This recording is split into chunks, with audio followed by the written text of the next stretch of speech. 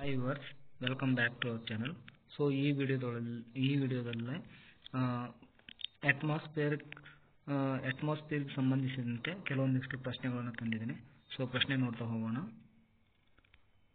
ವಾತಾವರಣದ ಯಾವ ಪದರವು ಅತ್ಯಂತ ತಂಪಾದ ತಾಪಮಾನವನ್ನು ಅನುಭವಿಸುತ್ತದೆ? ಸೊ ಆಪ್ಷನ್ ಟ್ರೋಪೋಸ್ಫಿಯರ್, ವಾಯುಮಂಡಲ, ಮೆಸೋಸ್ಫಿಯರ್ ಮತ್ತು ಥರ್ಮೋಸ್ಫಿಯರ್. ಇದನ್ನು ಸ್ಟ್ರಾಟೋಸ್ಫಿಯರ್ ಅಂತ ಕೂಡ ಹೇಳ್ತೇವೆ.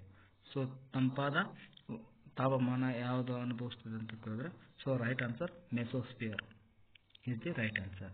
ಆ್ಯಂಡ್ ನೆಕ್ಸ್ಟ್ ಕ್ವಶನ್, ಹೆಚ್ಚಿನ ವಿಮಾನಗಳು ಯಾವ ಪದರದಲ್ಲಿ ಹಾರುತ್ತವೆ? ಏರೋಪ್ಲೇನ್ಸ್ ಯಾವ ಒಂದು ಪದರದಲ್ಲಿ ಹಾರ್ತವೆ ಅಂತ ಕೇಳಿದ್ರೆ, ಟ್ರೋಪೋಸ್ಫಿಯರ್, ವಾಯುಮಂಡಲ, ಮೆಸೋಸ್ಫಿಯರ್ ಆ್ಯಂಡ್ ಥರ್ಮೋಸ್ಫಿಯರ್. ಸೊ ವಿಮಾನಗಳು ವಾಯುಮಂಡಲದಲ್ಲಿ ಅಂದರೆ ಸ್ಟ್ರಾಟೋಸ್ಫಿಯರ್ದಲ್ಲಿ ಹಾರಾಟ ಮಾಡ್ತವೆ.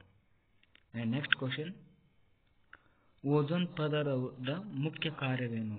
ಓಝೋನ್ ಪದರದ ಮುಖ್ಯ ಕಾರ್ಯವೇನು ಅಂದರೆ function. What is the function of ozone? So ಆಮ್ಲಜನಕವನ್ನು ಉತ್ಪಾದಿಸುತ್ತದೆ, ನೇರಳಾತೀತ ಅಥವಾ ಯುವಿ ವಿಕಿರಣವನ್ನು ಹೀರಿಕೊಳ್ಳುತ್ತದೆ, ಭೂಮಿಯ ಗುರುತ್ವಾಕರ್ಷಣೆಯನ್ನು ನಿರ್ವಹಿಸುತ್ತದೆ, ಹಸಿರು ಮನೆ ಅನಿಲಗಳನ್ನು ಬಲೆಗೆ ಬೀಳಿಸುತ್ತದೆ.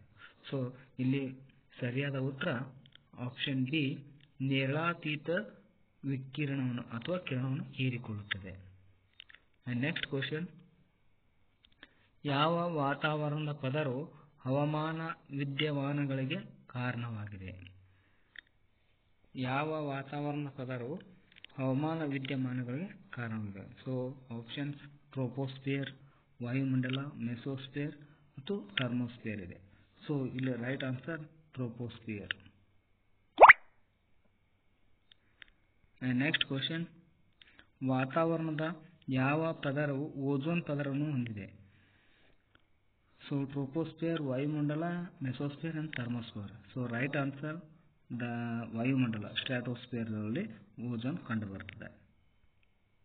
ನೆಕ್ಸ್ಟ್ ಕ್ವಶನ್, ಭೂಮಿಯ ವಾತಾವರಣದಲ್ಲಿ ಯಾವ ಅನಿಲವು ಹೆಚ್ಚಾಗಿ ಹೇರಳವಾಗಿದೆ? Oxygen, carbon dioxide and nitrogen, argon. So right answer option C, ಸಾರಜನಕ ಮೀನ್ಸ್ ನೈಟ್ರೋಜನ್.